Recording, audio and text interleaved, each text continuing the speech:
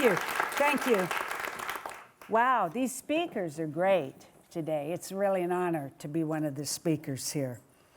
The person who just tweeted they wanted to cheer up, I assure them I will do my best with this topic.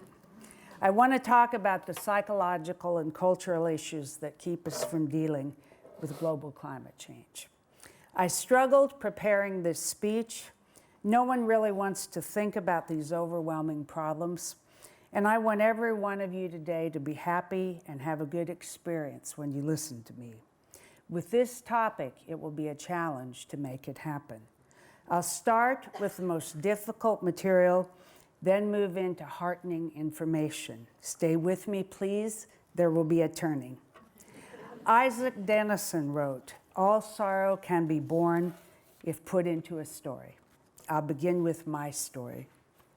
In July, I read Bill McKibben's Earth, E-A-A-R-T-H, in which he argues that we now live on a new planet with a rapidly changing ecology.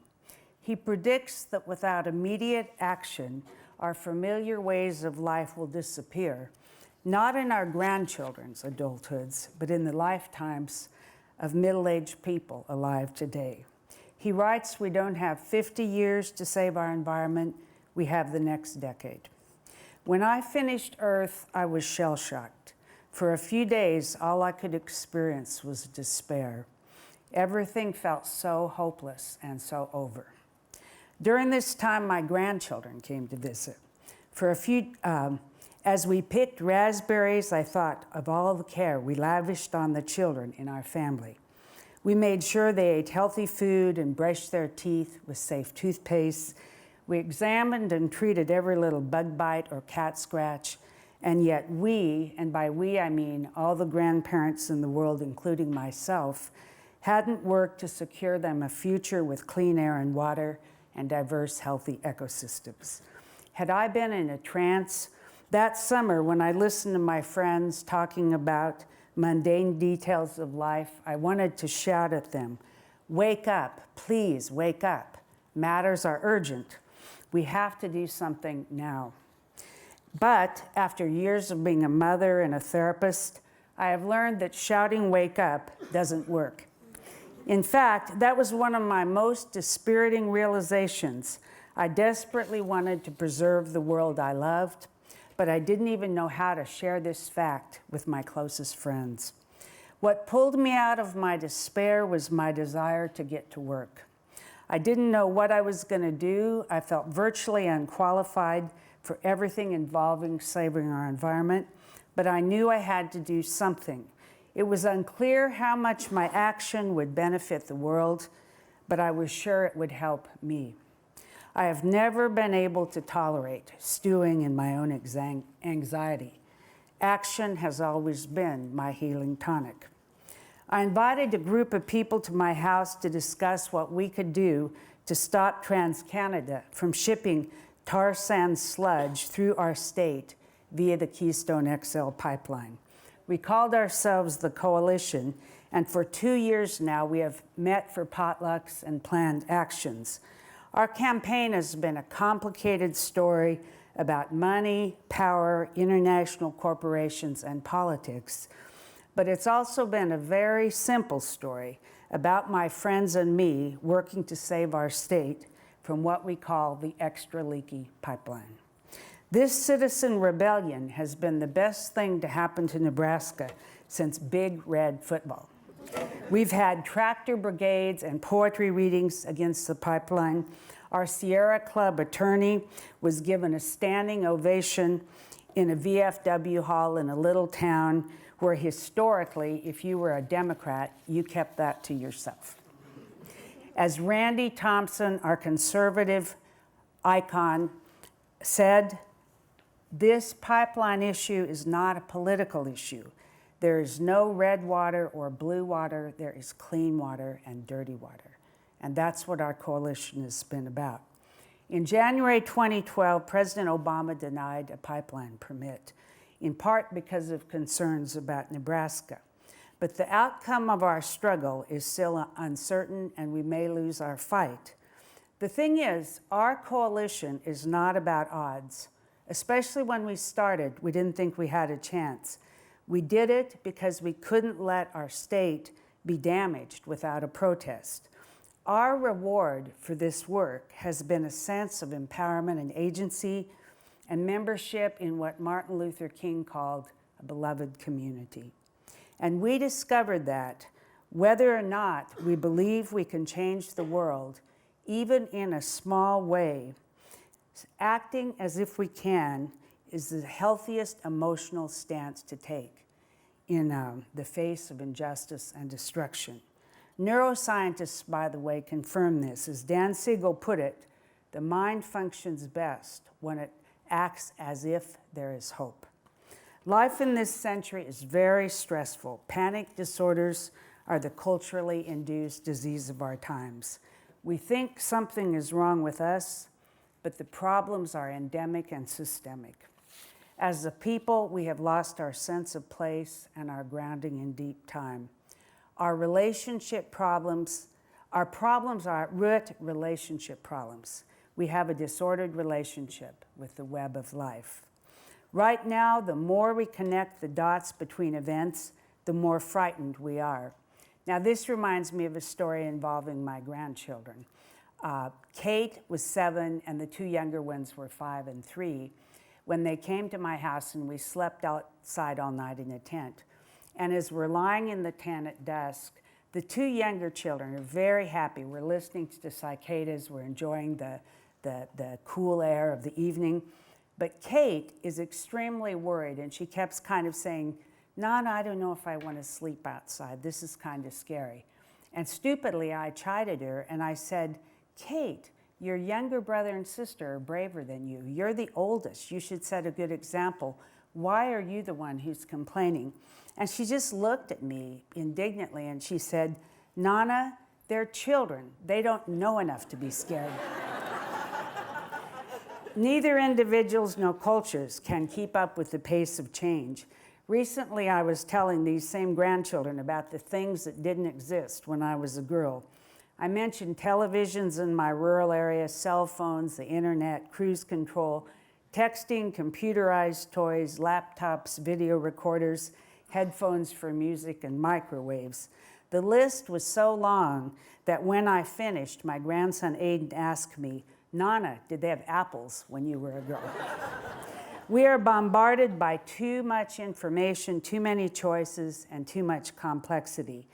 We have Paleolithic arousal systems, Neolithic brains, medieval institutions, and 21st century technology. Our problem-solving abilities and our communication and coping skills have not evolved quickly enough to sustain us. The climate crisis is so enormous in its implications that it's difficult for us to grasp. Thinking about global climate collapse is like trying to count 2 billion pinto beans. Oftentimes, because we don't know how to respond, we don't respond. We developed what psychologists call learned helplessness, and our sense that we are powerless becomes a self-fulfilling prophecy. This reminds me of one night a couple summers ago when I was writing this book, which is a very hard book to write, as you might imagine. And I'd been struggling all day in my study. And meanwhile, we'd had a week where a tree fell and broke our heating air conditioning system, and our refrigerator went out, and our dishwasher went out. So we'd had appliance men and estimates all week long. And just before dinner, my husband Jim asked me if I'd like to have a glass of wine with him before dinner. And I go, "Well, I'll do it if we don't have to talk about global climate change. I don't even want to think about the fate of the earth." And Jim said, "I don't even want to think about the fate of our appliances tonight." So we all have those issues too. In States of Denial, Stanley Cohen writes about Germany and the denial of the Holocaust. He talked about a state of knowing, not knowing, that arises in ongoing traumatic situations. This, in quotes, willful ignorance, end quotes, occurs when information cannot be totally denied, but it cannot be totally accessed either. Now, partly our silence about these enormous global catastrophes can be explained by what Renee Lertzman calls the myth of apathy. She interviewed people about global climate change and found that most people actually care intensely about the environment, but that their emotions are so tangled up and upsetting, and they're so beset by internal conflicts that they cannot act adaptively. They are not apathetic, but rather in psychological shutdown. We all have a healthy and understandable desire to avoid feeling pain. It's part of our human inheritance. We want to savor the occasional shrimp cocktail without thinking about ruined mango groves, and read a book about lions to our children or grandchildren without wondering how many lions are left in the world. Yet while escapism is possible, escape is not. And we cannot solve a problem that we will not face. With awareness, everything is possible.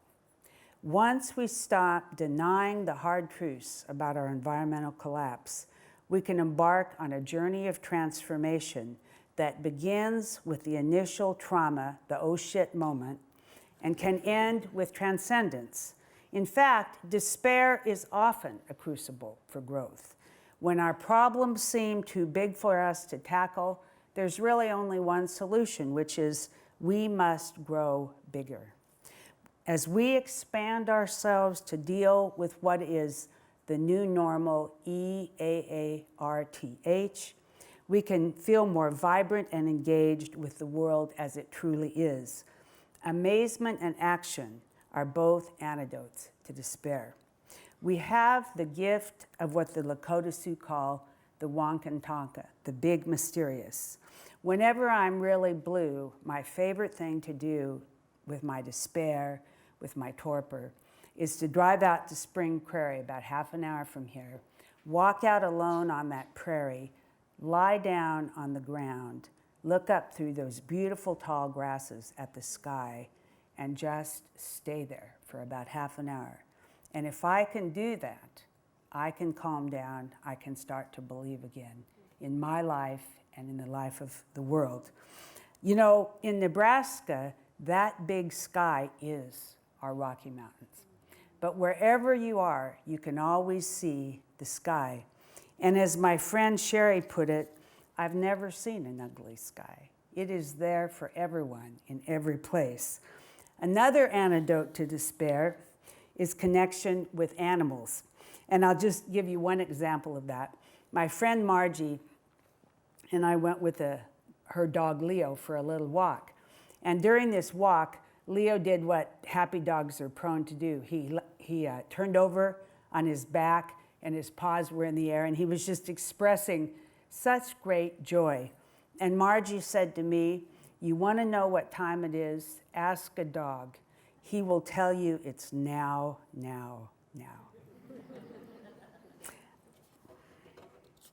Another antidote to despair comes from expanding what I call our moral imagination, which is the ability to understand how the world looks and feels to another living being.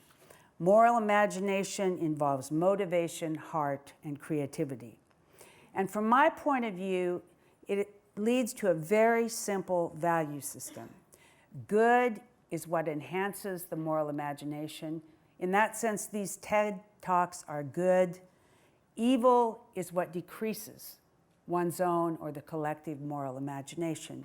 So hate speech, for example, it is evil with this particular value system. And the purpose of my life, the purpose of life as I see it, is to grow our own moral imaginations and to help others grow theirs, so that by the end of our lives, our circle of caring, which begins with our families, eventually includes all living beings. So anyway, every day we have an opportunity to be a communicator and to expand our own moral imaginations and to teach others. And one example of this is there's a children's book with a CD called Hey Little Ant. Do any of you know this CD and book? In it, Philip and Linda Hoos wrote the book, and there's a song, Hey Little Ant, in which a boy is on a playground about to squish an ant. And he's explaining to the ant why it's going to be fun to squish him and how his friends are marching, and he really can't back down. And the ant is singing, but I have a wife and a family, and my life is as precious to me as yours is to you. And the chorus, the last chorus of this, is done by the narrator. And he says, should the ant get squished? Should the ant go free? It's up to the kid, not you and me. We'll leave that boy with the raised up shoe. Now, what do you think that boy should do? So I'm with Kate and Aiden and Claire, these grandchildren I've been referring to. And Kate and Aiden are older. And so they go, Nana, we promise we will never squish an ant again. We will be very careful and not kill bugs unless we really have to. But the little one, Claire, she was only 5 at the time, and she didn't really say anything. So I go, Claire, what do you think? What would you do if you were that boy? And she's quiet again another second or two, and then she goes, Nana, all I can promise you is I'll never squish a talking ant. So she still has a little growing room in her moral imagination. If we do not expand our moral imaginations, we will destroy ourselves. As Thich Nhat Hanh said, we inter-are. Interconnection can be seen as a spiritual belief, especially in Buddhism, but it's also a scientific fact. At its core, interconnection is a survival strategy. As Gregory Bateson said it best, the unit of survival is the organism and its environment. That is a unit of survival. The next great rights battle will be a fight to rescue our beleaguered planet. It will be about air, plants, animals, water, energy, and dirt. We have a right to a sustainable planet and a future for our grandchildren, and the meadowlark has this right, and the fox, and the bull snake, and the cottonwood. We are in a race between human consciousness and the physics and chemistry of the earth. In our great hominid journey, no one really knows what time it is. We could be at the end, or we could be at the beginning of a great and glorious turning toward reconnection and wholeness. We who are alive today share what Martin Luther King called, in quotes, the inescapable network of mutuality, end quotes. We are not without resources. We have our intelligence, humor, and compassion, our families and friends, and our history of resilient hominid ancestors. We can be restored. Since the beginning of time, how many people have loved and cared for each other in order for us to be alive today? How many fathers have hunted and fished, fought off predators, and planted grain so that we could breathe at this moment? How many mothers have nursed babies and carried water so that we could savor our small slice of time? We can never know the significance of our individual actions, but we can act every day as if our actions are significant. That will create only good for us and on earth. Besides, what is our alternative, really? What is our alternative? I'll end by a quote from Martin Luther King. Even if I knew the earth would fall to pieces, I would still plant a tree today. Thank you very much. Thank you. Thank you. Thank you.